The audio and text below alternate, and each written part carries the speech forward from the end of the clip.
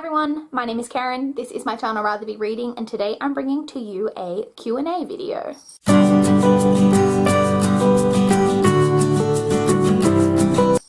So I recently announced that I would be doing a Q&A in order to celebrate my reaching 500 subscribers. Thank you again so much.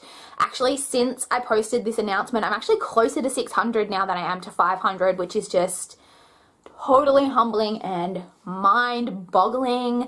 My channel has grown so much in the last like 6 to 12 months, and that just means so much to me. So if you're a newer subscriber or an older subscriber, hello, thank you so much. Anyone, if you ever like my videos or comment on my videos or watch my videos, if you've ever subscribed to me, thank you so much. But this video, I will be answering all of the questions that were left on my Q&A announcement. I have a few questions here to go through, so let's jump straight in. First off, we have a question from Brian over at Brian's Bookshelves. Brian asked, in 3 years, what have you learnt from having a booktube channel, and what advice can you give to new booktubers?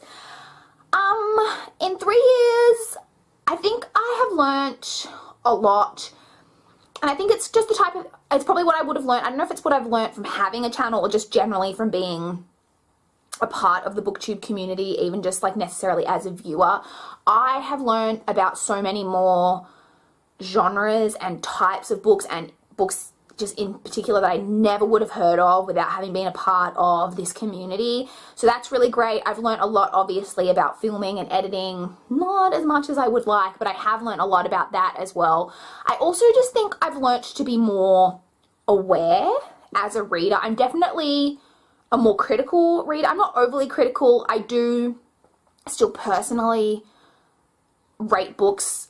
I'm an enjoyment-based reader, and that is the most important thing to me, but I am generally more critical than what I used to be, and I'm also just more aware of different kind of themes and like things that happen in the community with different types of books that will all become popular around the time. Like, you know, dystopian was really in for a while, and then you had fairy tale retellings being really in for a while, all of that type of thing, and getting to see all of the type of hype. I've learned a lot more about how hype affects how popular books are and how well they do, and I have learned a lot.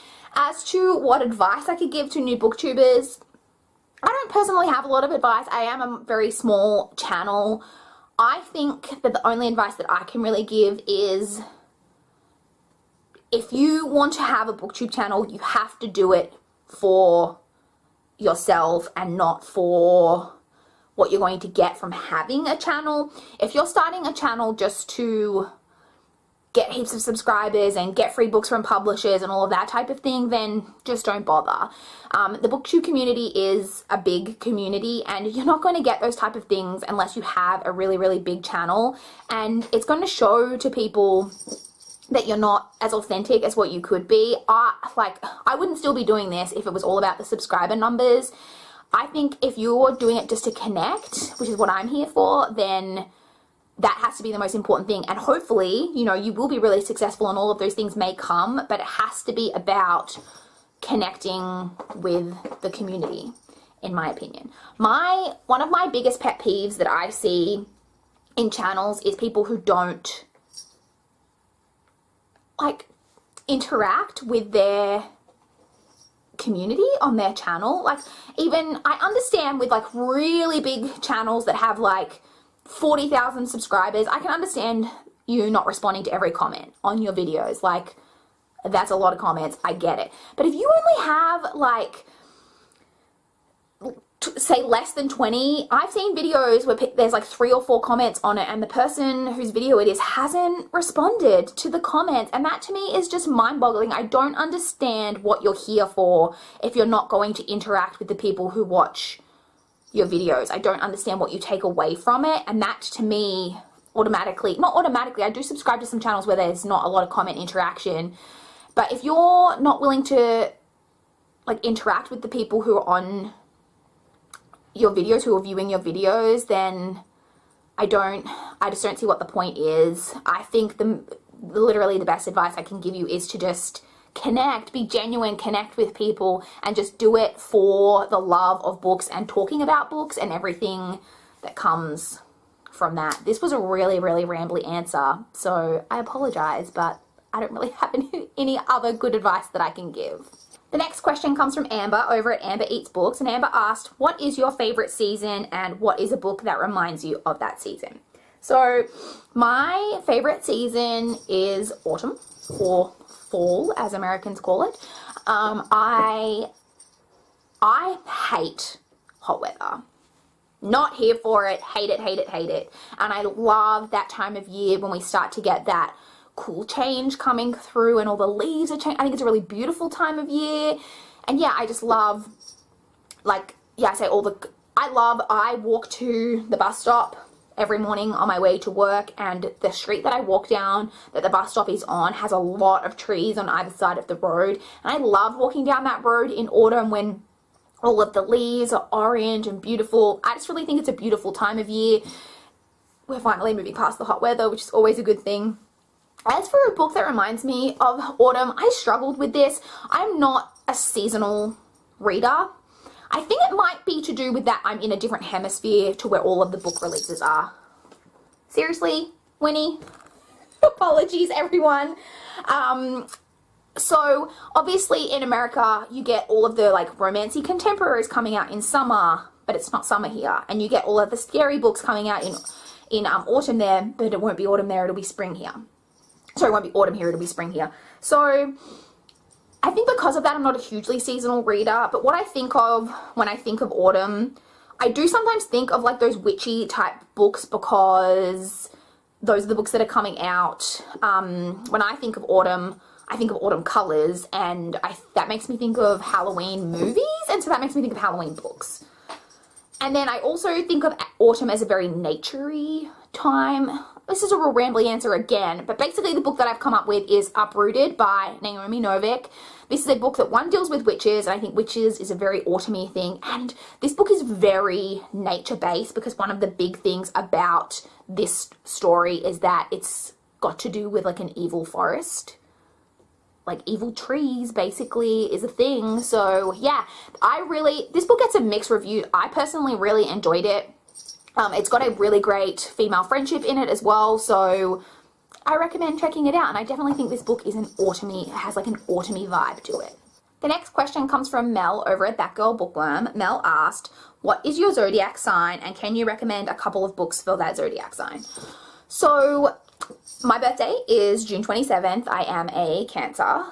The main traits that are associated with being a Cancer are being emotional and sensitive.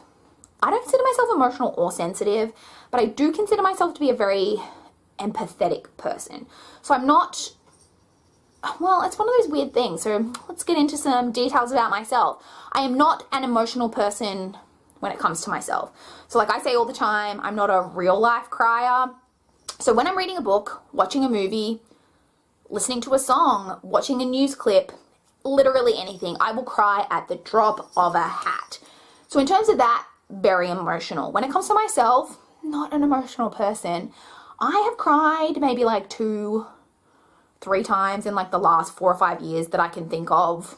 I'm just not like an emotional person in that way. I'm also not sensitive, which I think has helped me in my life because I've worked with some asshole bosses, if we're being honest. And I think if I was a sensitive person, I don't think I would have done as well in my jobs as what I've done, because I don't take things personally, which I think is a good thing, but I'm very empathetic, which I think is partly where it comes from with all the crying in movies and things. If I see someone else, it's like the type of thing that if it happened to me, I wouldn't cry, but if it happened to someone else, I would get very emotional on their behalf, but I wouldn't cry. I don't know. Anyway, this has really gone off into a tangent. So some of the things that Cancers are considered to also care a lot about are family and home, which I do agree with. Family is one of the most important things in my life personally. So some books that I think deal with this. So if we're talking about emotions, like emotional generally, and kind of like deal with family, 2 that I could recommend are Second Chance Summer by Morgan Matson, The Sky is Everywhere by Jandy Nelson. Both are very emotional and deal with family, definitely. So they're 2 recommendations. The main recommendation I'm going to give though is Lock and Key by Sarah Dessen. Lock and Key is a YA contemporary, but it is about a main character whose name is Ruby, I think. I haven't read it in a few years, but Ruby has a very difficult home life. She lives with her mother, and her mother quite often just takes off and goes for like quite a while, and she'll just disappear and Ruby just has to fend for herself. And this latest time that her mother's gone missing, it's been like a really long time. She's struggling to fend for herself, and it comes to the attention of the authorities that she is on her own, and so she is forced to go live with her older sister who she hasn't seen since her sister kind of went away to college, and her sister is now married, and so she goes to live with her sister and her sister's new husband. And you get a lot of the story. It is a YA contemporary. It has your typical kind of romancy things in it, but you also get a lot about Ruby and Ruby's relationship with her sister. Obviously, they have a very difficult relationship. Ruby feels very abandoned by her sister for her sister leaving her to deal with her mother and then like never coming back. There's a lot going on with stuff like that. You also have the main love interest in the story also has some family issues going on that you kind of touch on as well. It's one of my favorite Sarah Dessen books, and I think it deals with kind of family and home and all of those types of things in an interesting way. So that is a recommendation that I can give for a book related to the Cancer zodiac sign.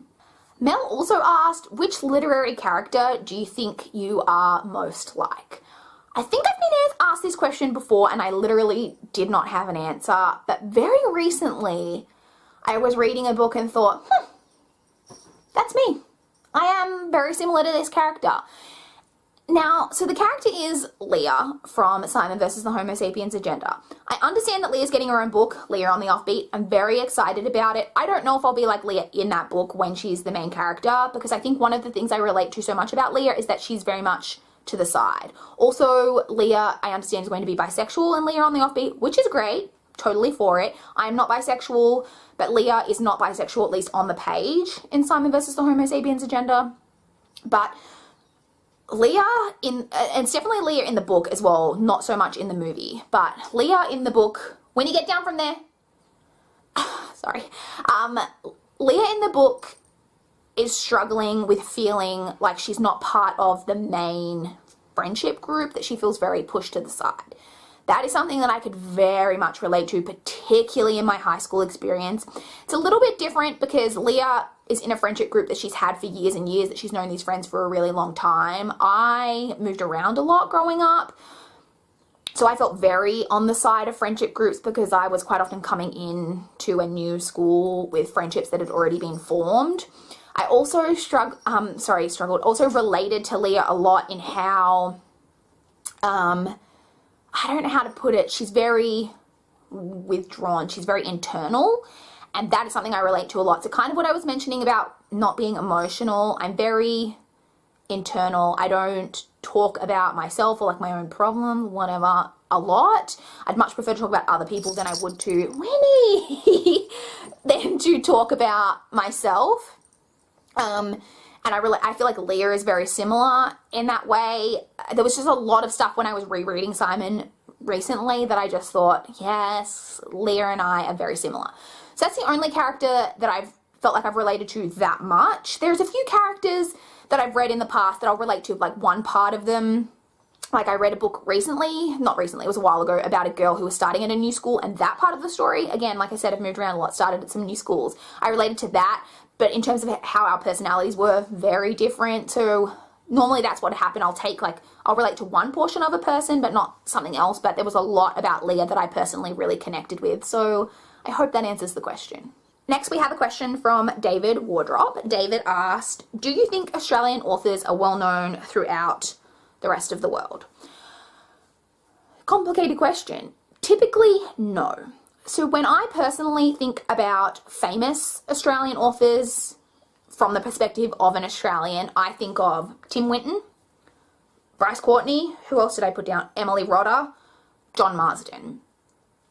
They're very prolific Australian authors in Australia. I don't hear them mentioned very much at all by people outside of Australia. But I would say that within Australia, they are some of the most famous Australian authors. However, there are some Australian authors that are popular outside of Australia. Leanne Moriarty, very popular right now. She's an Australian author. Marcus Zuzak, author of The Book Thief, one of my personal favourite books, quite popular and is an Australian author. and Melina Marchetta in the YA community. There are quite a few people who've read books by Melina Marchetta and really enjoyed. I personally actually have only read one book by Melina Marchetta as an Australian. I feel like I'm failing Australia, sorry. But a lot of people really liked a lot of her books, so she's kind of famous. So I would say typically I don't think Australian authors are very popular outside of Australia, but there are always, you know, the occasional ones like Leanne Moriarty who do kind of get that international fame. Next we have a question, well, have a couple of questions by The Story Keeper. The Story Keeper is a very regular commenter on my videos. Thank you so much. So first off we have, what would you like to see more of in books? I'm not sure, to be honest. I feel like a lot of the stuff that I would like to see more of in books is stuff that is kind of being addressed recently. Like a lot of the type of patriarchal type issues and rape culture and all of these double standards that we have between men and women, particularly the way they are treated as teenagers. I feel like a lot of that is starting to be addressed a lot more in books. There are so many more releases coming out these days that deal a lot with rape culture and stuff in a YA like area. So I think that's really great. I would love to see more positive female friendships and just positive female relationships generally. I feel like a lot of the time we get a lot of girl on girl hate in YA, and I'm not saying that it doesn't exist, because like I was a teenage girl at one point. I understand, you know, the stuff that teenage girls do to each other, and so I don't want it to be like an inauthentic type of, you know, I understand that it exists, but I would love if it was called out in books, if you even had like an adult character saying to the teenager, why? What is it? What deeper embedded things, obviously they wouldn't word it like this, is it that makes you think that the best way to hurt a girl is to call her a slut? Where does that come from? And like really addressing all of those types of issues. I would love to see more of that in books, particularly in YA, but yeah, I feel like I got a lot more like drilled down into some, you know, issues here than what I had originally thought when I had read this question. But I'd love to see more positive female interactions in YA in particular. The Story Keeper also asked, how do you decide when to keep versus when to unhaul a book? So I've mentioned on my channel before, I don't unhaul any books that I haven't read because I read my books, Winnie, chronologically. So I'll never unhaul something I haven't read. So basically what happens is once my bookshelves start to fill up, which is we're pretty close to, I don't know if you can tell, but I'm having to like shove books in the tops of shelves and things because I'm really running out of space. So very soon I will go through my shelves and I'll basically just look at the books that I rated kind of 3 stars and lower and kind of start there, because I generally never unhaul a book straight away when I've read it. What I'll do is just put it on my shelves, and then when I come to this stage, I'll go, I didn't really like this book, and that's how I look at it. Or books that I don't remember that much about, they obviously didn't stick with me, I generally will get rid of those, and I'll only keep the books that I read and really enjoyed, and that I don't necessarily see myself rereading all of them, but definitely the ones I could see myself rereading I would keep. And then yeah, any other books that I really enjoyed and really spoke to me, I will keep those, and then all of the ones that were just a bit more mediocre or generally actually crap, I'll get rid of all of those. The Story Keeper's final question is, what are some of your favorite foods besides pizza pockets? You know me well, because I freaking love pizza pockets. So my favorite foods, I basically love everything that is not good for you. I love anything potato. So here in Australia we would call it hot chips, fries in America. Ugh. I love it. I love it so much. But basically any form of potato. Mashed, baked, fried, whatever, saute, any type of potato, I'm into it. Love it. I love chicken. Chicken's probably my favorite meat. Love chicken. Pizza, love it. Pasta, love it. I love cream-based pasta sauces generally more than tomato. I do enjoy a tomato-based sauce every now and again, but generally I go for the creamier sauces, or sometimes a rosé sauce I do enjoy as well. I also love bread. Basically all of the carbs is what we're learning here. Love bread. Garlic bread, any type of bread. I just like all of the things that are not good for you, basically. So next we have quite a few questions from Olga J. So Olga says, some of my favorite authors are self-published and from Australia. Do you have a favorite Australian author? Not really. as I mentioned before, there's not too many Australian, I feel like I really should be better about this. I don't think I've read anywhere near as much Australian authors as I should have. An Australian author that I've read that I really enjoyed from was Paula Weston. Paula Weston wrote the Refame series, the first book being Shadows. I loved that series. It's kind of a new adult paranormal series. Highly recommend. Loved those books.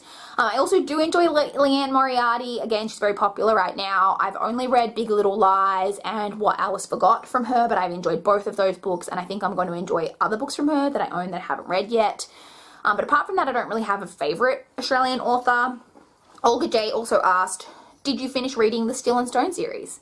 Yes, I did. I really enjoyed that whole series. This was a YA paranormal / urban fantasy series that I read a while ago, and I did read the entire series and I did really enjoy it. Olga also asked your favorite place to read. My favorite place to read is my bed. Pretty typical answer. I do love reading on my bed. I also do really love reading on my couch. So that spot where I film basically every clip in my reading vlogs, because I like to, you know, shake things up a lot in those vlogs. I do really love reading there on the couch as well, but my bed is probably my number one favorite place to read. And Olga's her last question is your favorite way to read, i.e. book, Kindle, audio, etc. I have to just say a physical book is my favorite way to read. I do love how much more I'm able to read because of Kindle books and audiobooks. I love that if I can't take a book with me, I can read something on my Kindle or listen to something on audio. I love that I can listen to audiobooks while doing other things on my phone. So it makes me feel more productive when I'm spending / wasting time on Facebook and Twitter, just scrolling through feeds and doing all that type of thing, or on Instagram, or everything that we do on our phones, that I can listen to a book while I'm doing that.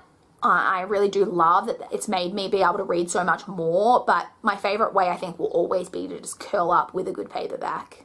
And the final question that I got asked is from Terrell, I'm sorry if I'm mispronouncing that, Bellinger. And they asked, who are some of your favorite American YA authors? So this is a very cliched and a very out of fashion answer, but I have to say that my favorite YA author is Sarah Dessen. Sarah Dessen was very popular a while ago, and I feel like she's out of fashion now, and a lot of people don't like her anymore. For me, there will always be a nostalgia factor with Sarah Dessen. So Sarah Dessen, I've read every book by her, except her most recent one, which I do own but I haven't read yet. And she wrote, I think her books are some of the first YA books that I ever read. I read even as a, Winnie, freaking hell, read a lot of adult books. So I remember, like, for example, the Kay Scarpetta novels by Patricia Cornwell. I read a lot of those when I was, like, in my, like, early teen years.